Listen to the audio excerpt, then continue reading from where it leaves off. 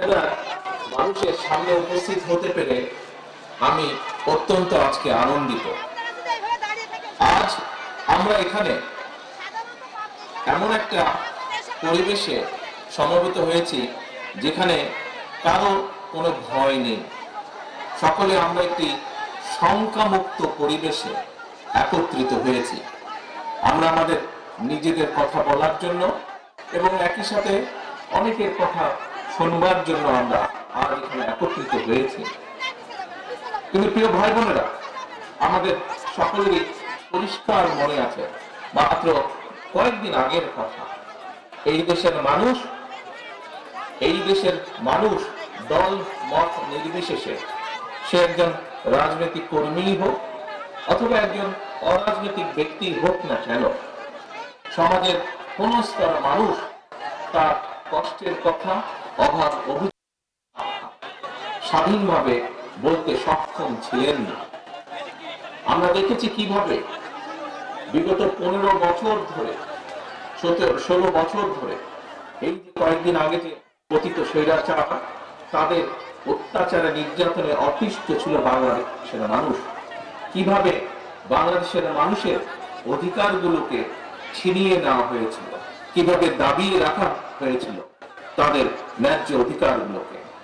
প্রিয় ভাই বোনেরা, এই জেলাতে, ঝিনাইদহ জেলাতে বাংলাদেশ জাতীয়তাবাদী দলের বহু মানুষ আছেন যাদেরকে আমরা হারিয়েছি। আমাদের বহু সহকর্মীকে হারিয়েছি। দুলাল মিয়া সহ, পলাশ সহ বহু মানুষ, বহু আমাদের সহকর্মী আছেন যাদেরকে আমরা এই আন্দোলনের বিভিন্ন পর্যায়ে হারিয়েছি। কিন্তু সমগ্র বাংলাদেশের মানুষ ঐক্যবদ্ধভাবে গত 5ই আগস্ট বাধ্য করেছে এই স্বৈরাচারকে বিদায় হতে। এই স্বৈরাচার জনগণের আন্দোলনের মুখে বিগত 16-17 বছর ধরে যে স্বৈরাচার জনগণের কাঁধে চেপেছিল, সেই স্বৈরাচার পালিয়ে যেতে বাধ্য হয়েছে। এই কৃতিত্ব বাংলাদেশের সকল মানুষের এই কৃতিত্ব। প্রিয় ভাই বোনেরা, আজকে যখন স্বৈরাচার পালিয়ে গিয়েছে, স্বৈরাচার পালিয়ে যাওয়ার পরে স্বাভাবিকভাবেই আমাদের দাবি ছিল যে এই দেশের মানুষের অধিকার প্রতিষ্ঠা, শূন্যতা পূরণের জন্য অন্তর্বর্তীকালীন সরকারের কোনো বিকল্প ছিল না। স্বাভাবিকভাবেই এই অন্তর্বর্তীকালীন সরকার বাংলাদেশের প্রায় সকল মানুষের দলমত নির্বিশেষে সকলের সমর্থনে বর্তমানে যে অন্তর্বর্তীকালীন সরকার, তাদের প্রতি অর্পিত যে দায়িত্ব আর সেটা যথাযথভাবে পালনের জন্য যে রোড ম্যাপ, সেটি নির্দিষ্ট করতে হবে তাদেরকে।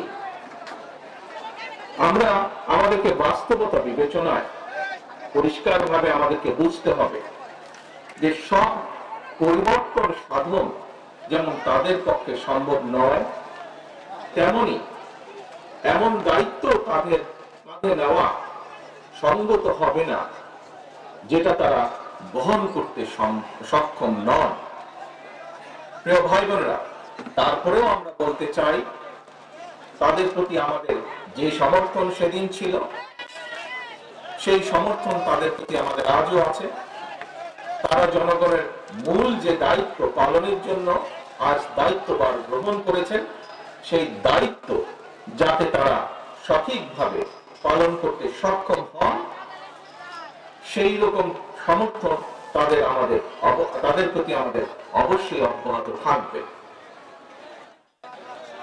প্রিয় ভাই বোনেরা, আমাদের আরেকটি বিষয় আজ অনুধাবন করতে হবে, বাস্তবতা বুঝতে হবে।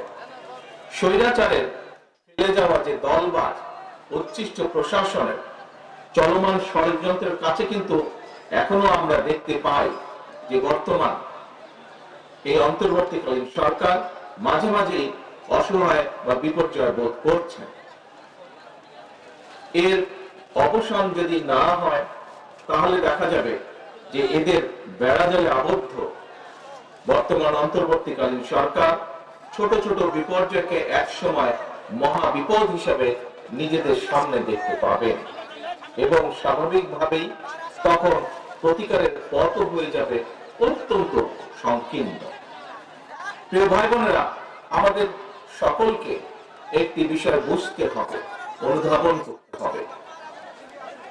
আমি মনে করি সমাজের সকল মানুষ, বিশেষ করে যারা গণতন্ত্রে বিশ্বাস করে, মানুষের অধিকারে বিশ্বাস করে, তারা সকলেই বুঝতে সক্ষম বৈদেশিক বিনিয়োগ, আন্তর্জাতিক বিশ্বের আস্থা, আন্তর্জাতিক সম্পর্ক, রাষ্ট্রের স্থিতিশীলতা, ব্যবসা বাণিজ্যে স্বস্তি, জনগণের নিরাপত্তা, দেশ এবং জনগণের যে উন্নয়নের ধারাবাহিকতা, তৃণমূল পর্যায়ে জনগণের নিরাপত্তা, প্রাত্যহিক সুবিধা সবকিছুই কিন্তু দিতে পারে একমাত্র জনগণ দ্বারা নির্বাচিত একটি সরকার।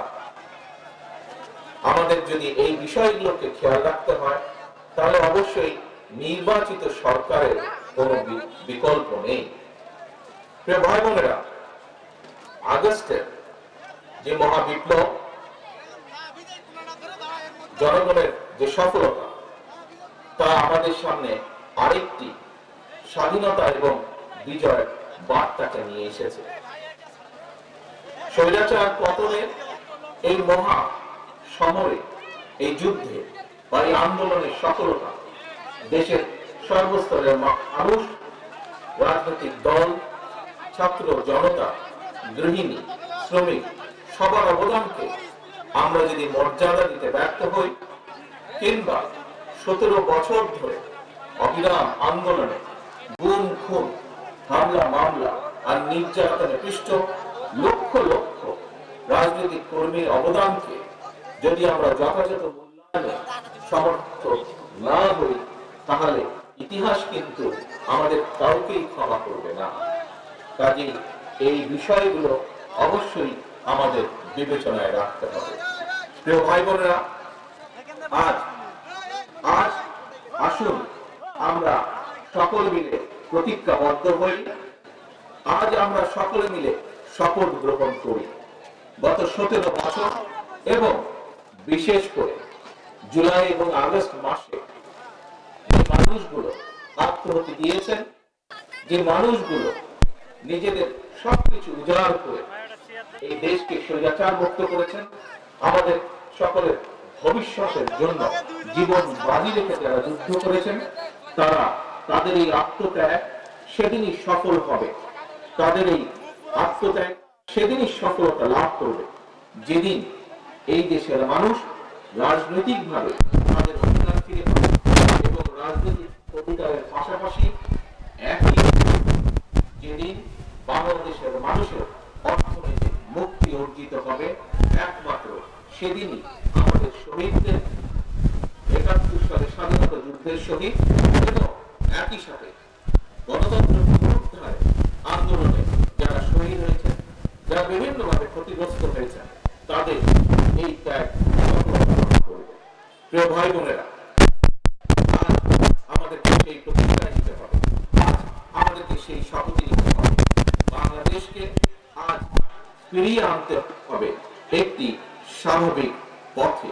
বাংলাদেশের মানুষ যা প্রত্যাশা করে, দলমত নির্বিশেষে প্রতিটি মানুষ জীবনের যে নিরাপত্তা প্রত্যাশা করে, প্রতিটি শিশু, প্রতিটি ছাত্র ছাত্রী শিক্ষার যে নিরাপত্তা, শিক্ষার যে গ্যারান্টি চায়, আমাদেরকে প্রতিটি কৃষক তাদের কাজের যে স্বীকৃতি চায়, এই সকল কিছু পর্যায়ক্রমিকভাবে ধীরে ধীরে আমাদেরকে প্রতিষ্ঠিত করতে হবে।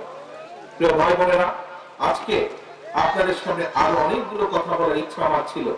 আপনাদের কাছে বহুদিন পরে আপনাদের সামনে হাজির হওয়াতে অনেকগুলো বিষয় আপনাদের সামনে উপস্থাপন করার ইচ্ছা ছিল, কিন্তু প্রাকৃতিক দুর্যোগের কারণে, বৃষ্টির কারণে মানুষ ভিজে যাচ্ছে, মানুষের কষ্ট হচ্ছে।